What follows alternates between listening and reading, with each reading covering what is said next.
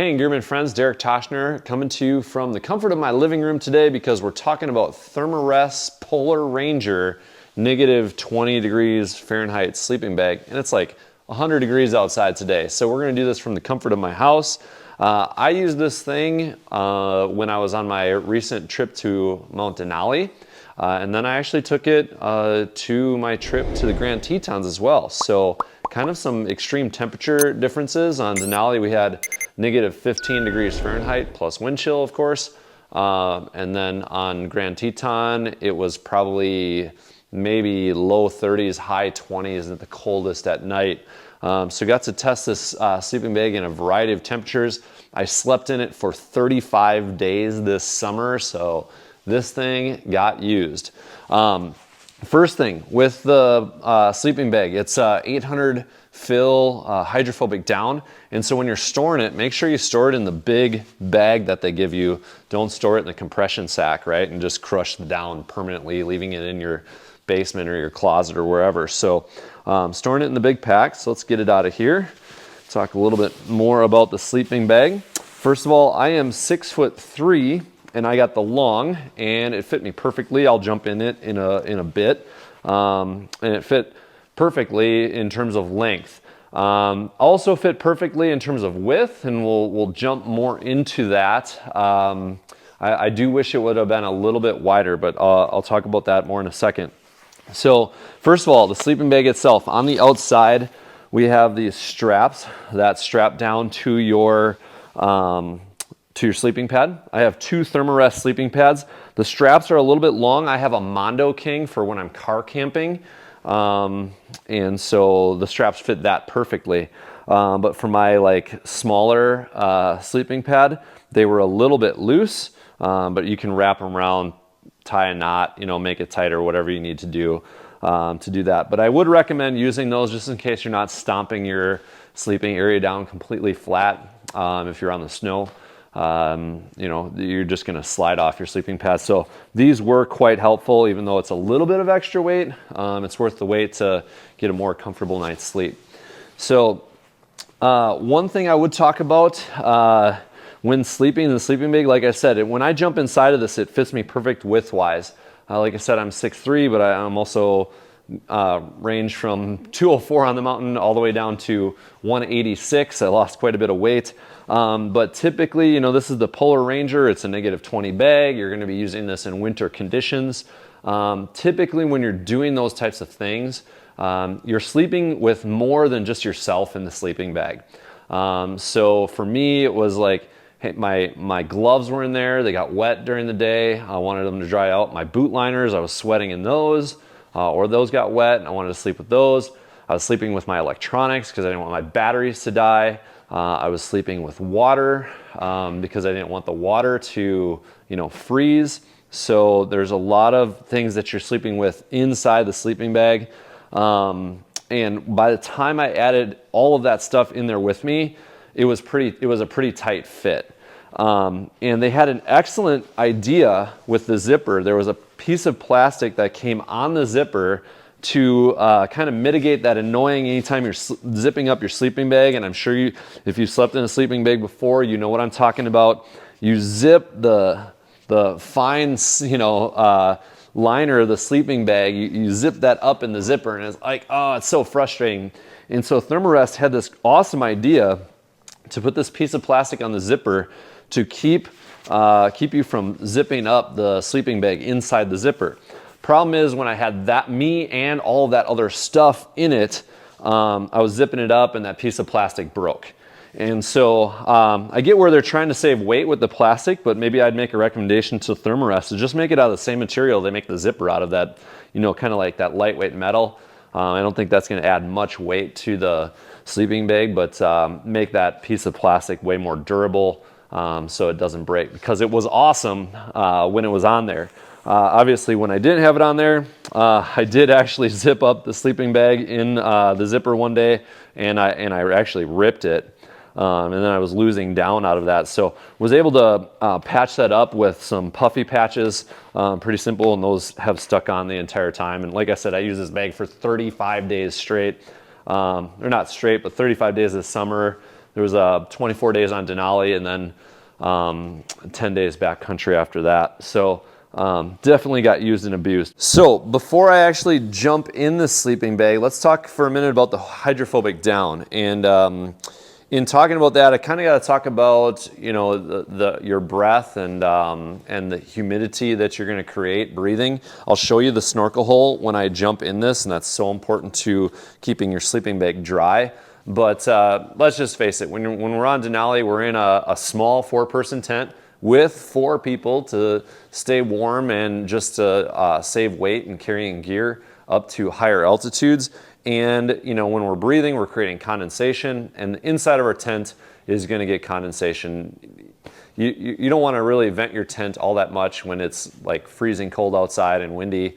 You do your best, but your tent is always going to get some condensation, especially with 4 people.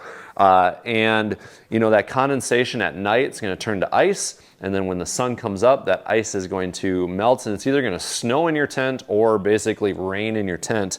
And this hydrophobic down was awesome. Beat it up real nice on the sleeping bag, and then you know, anytime the sleeping bag did get wet, if it soaked into it, it dried super quick, and I never got wet on the inside. So definitely a fan of the hydrophobic down. Yeah, it's kept me dry, and the sleeping bag dried quickly. So definitely appreciated that. So let's go ahead and jump on the inside of this thing here. And when I do that, I want to show you that there's a toe pocket at the bottom here where you can slip your toes inside of that and keep your toes a little bit warmer. You know, this is the Polar Ranger -20 bag, and you definitely want to stay warm in this thing. I found that when I was in it, it took maybe on the coldest nights 30 to 45 minutes to heat up, and then once it heated up, I was warm the entire night.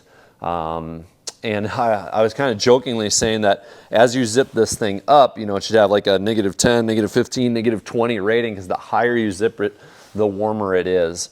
There's also this nice real inside pocket right here that you can put a phone or electronics, or I actually wear contact lenses, so I couldn't have my contacts outside of my sleeping bag or my contact solution, because that would freeze and I wouldn't be able to put my contacts in my eyes or my contact solution. So put that right in there, anything you want close, and then just zip that right up. It's kind of nice little zipper on the inside pocket. So once again, there's these arm vents here, and I'm 6'3", I fit in this thing perfectly. So I would get in and then pull the hood up over my head here. And, you know, and then I would use my arms outside the arm vents or arm sleeves to sit up and do work. I could stay inside my sleeping bag, keep warm in the morning, eat breakfast or whatever I needed to do, which was kind of nice, and, you know, not have to get out of the sleeping bag until last minute. So real easy to zip up here. And you can see even without the little plastic piece, zipping it from the outside, it zips up really nice. Plus I have nothing else in the sleeping bag with me right now, so real easy to zip.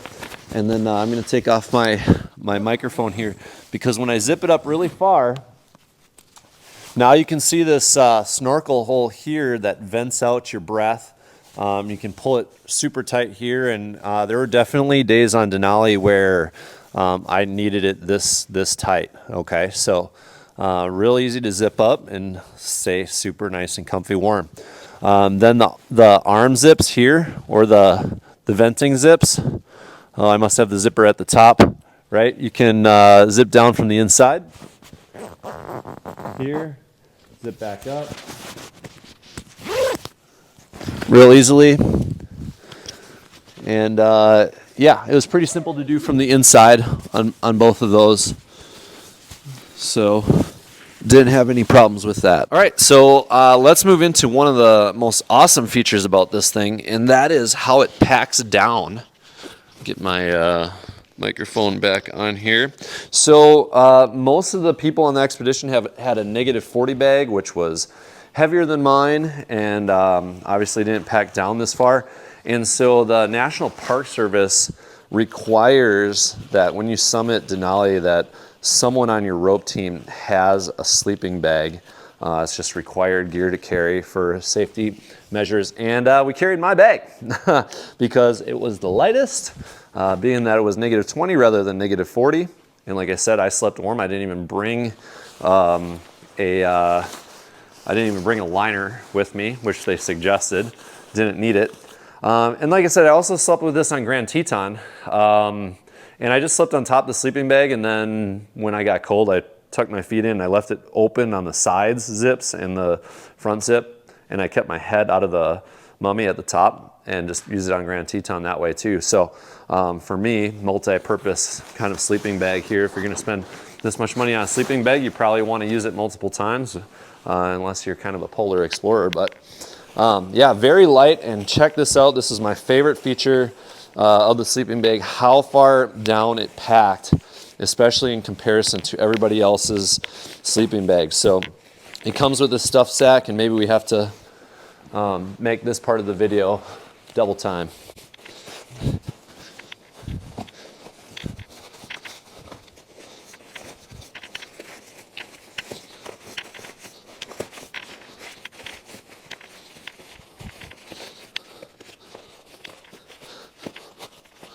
So there we have it. Not too hard to pack up. Zip it down tight. We'll throw over the cap and show you what this thing is like to cinch down. So I didn't even pack it well, you guys, this time. It's pretty soft on the bottom here and dense at the top, but check this out. We're gonna start to zip this thing down, and as I zipped it down, I just made sure that I tucked it, kept it kind of tucked and like in a cylinder form here. Kept tucking it kind of inside the pack. Not that it got like all wonky in one shape. I want it looking like a bean. Just to keep it as a nice cylinder.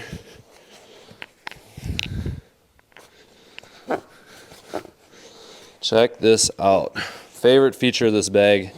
I mean, when you're talking 50 pounds of gear in your backpack, and pots and pans and gas and CMC cans, if you know what those are.